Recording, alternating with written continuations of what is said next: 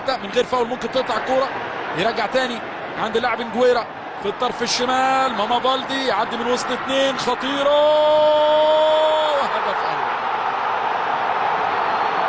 اول. اللي اتكلمنا عنها هي الكوره اللي غينيا بيساو مستنيينها من الكرات العشوائيه. بصوا حضراتكم ادي كوره تتلعب ال1 يقع على الارض فيها دفعه يجي يشتت رامي ربيعه يشتت تخبط يعني تخبط في مين؟ تخبط في اللاعب اوبا سنجنتي. مين اوبا سنجنتي؟ ده سرد باك رقم 22 ده سرد باك قلب دفاع. في قد ايه؟ في 3 ثواني او ثانيتين ما خدناش وقت ان احنا نوصل ل 18 فريق غينيا بيساو.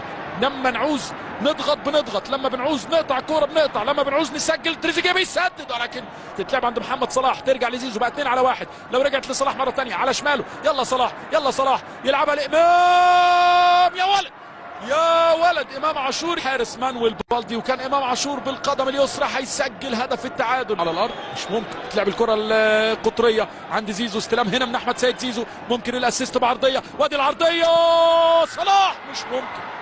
صلاح يسدد برضه فوق المرمى محتاجه تحط فيها القوه ولكن تطلع فوق العارضه بشويه فعاليه على المرمى بمحاولات على المرمى لكن التقدم ما زال لصالح منتخب غينيا بيساو. ترجع لصالح منتخبنا مره ثانيه. امام عاشور لمروان بوشري الخارجي صلاح يلا صلاح 1 على 1 1 على 1 صلاح يرقص صلاح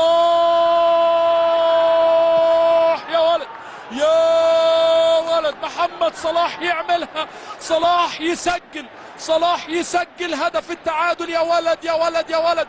ياخدها لجوه يرقص اللي جاي في سكته. ادي واحد بص الثاني ادي الثاني الثالث في الشبكه بقى بهدف التعادل لصالح منتخب مصر. ولسه ان شاء الله ده اللعيبه بترتضي التعادل. ناصر بيحاول يعدي ممكن يعملها ناصر